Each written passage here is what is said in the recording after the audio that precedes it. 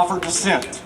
Our freedom to stand firm and question our government is what continues to make our nation and our people both unique and exceptional when compared to the rest of the world.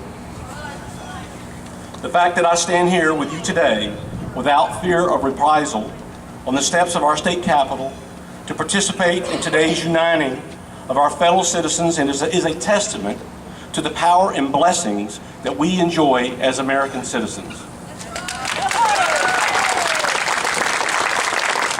We must never lose sight of who we are and what it means to be in a country where the people have a voice, a freedom-loving country that dictators and tyrants seek to destroy. I've spent most of my life defending this country from those who would wish to destroy our way of life. I know that I am not the only one here today who has worn the uniform of the United States military. Throughout our history, Americans, men and women, have answered the call of duty and have stood by their post. We are here because of them. Our way of life is protected because of them. And our government exists because of them. And I ask you to remember that fact.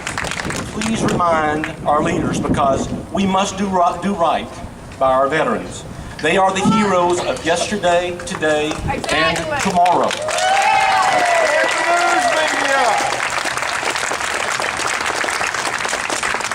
A few moments ago, I learned of a fellow Arkansan who recently died. I think it was yesterday, the day before yesterday, in Afghanistan. His name was First Lieutenant Tyler Parton. He was killed by an RPG attack in Kanhar province. And I'd like to take about just a few seconds to remember him, please.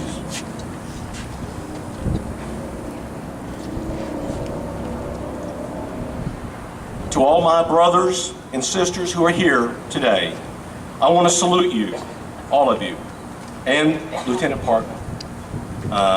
It just shows you the sacrifice that's currently ongoing for each and every one of us and for our way of life here. And my heart goes out to him and his family.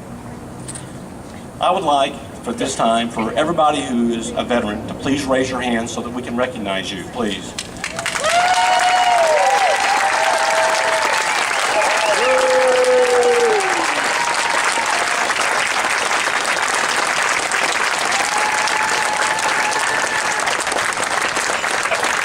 Now, these are not the only patriots in our midst today. Every one of you happens to be standing at your post. You have answered your call to duty. You have a rank that supersedes all others.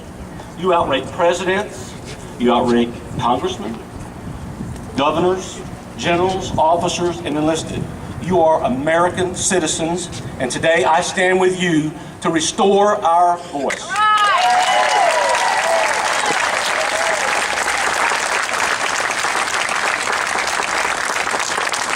The power of the citizen is guaranteed in our Constitution, which announced to the world in 1787 that this nation is exceptional, for it is we the people who possess the power to form a more perfect union.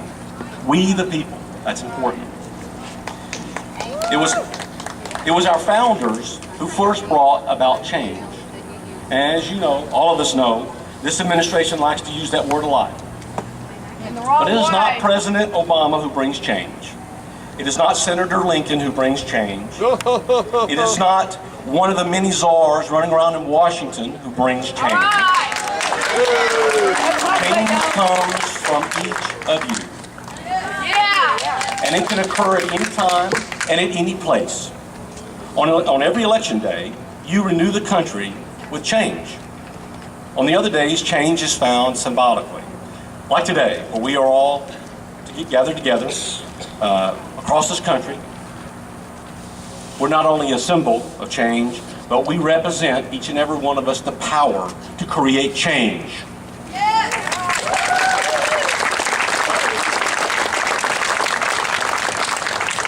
But as far as the government is concerned, for me, the word change doesn't define what I believe we really need from our government. I believe the word we need is restore. We must restore our voice in Washington, and in that building right behind us as well. We must restore a government which will listen to our voice and make it a part of all the debates that are going on in Washington. We must restore jobs to our friends who are out of work by making smart investments which actually stimulate the economy instead of being a trough for the poor. Restore the news media! We must restore the pride of our citizens who want the dignity of knowing what they have, they earned, and was not handed to them by the government. We must restore opportunity in this country by lowering taxes, getting government out of our way, create a level playing field where anyone who wants to succeed can. And we must restore discipline in Washington so that our children, our grandchildren, and our great-grandchildren aren't saddled with unimaginable debt in order for somebody in Congress to pay off their political cronies.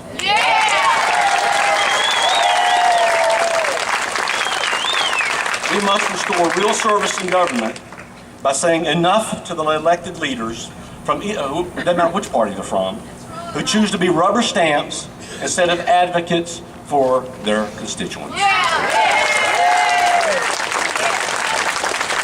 We must restore real leadership by saying enough to those who choose to blame their predecessors for their current problems.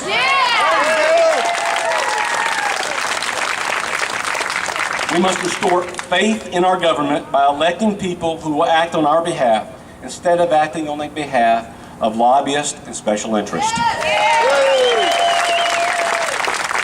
And finally, we must restore accountability to those in government who ignore our voice.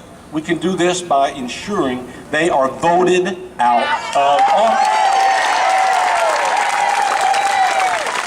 We must hold our elected leaders responsible and accountable. I was in the military. I expect them to do the same thing.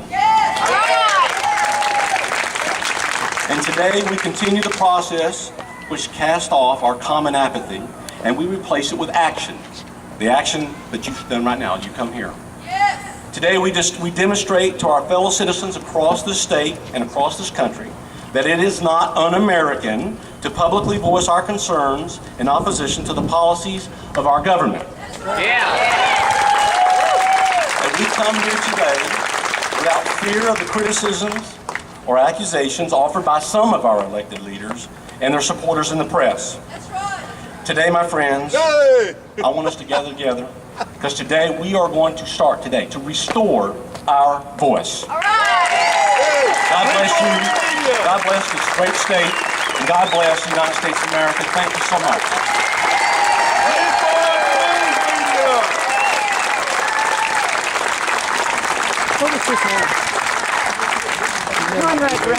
Conrad Reynolds. Sort of saved the best for last. What I'd like to do is bring forward, and they're going to place this right here in the front.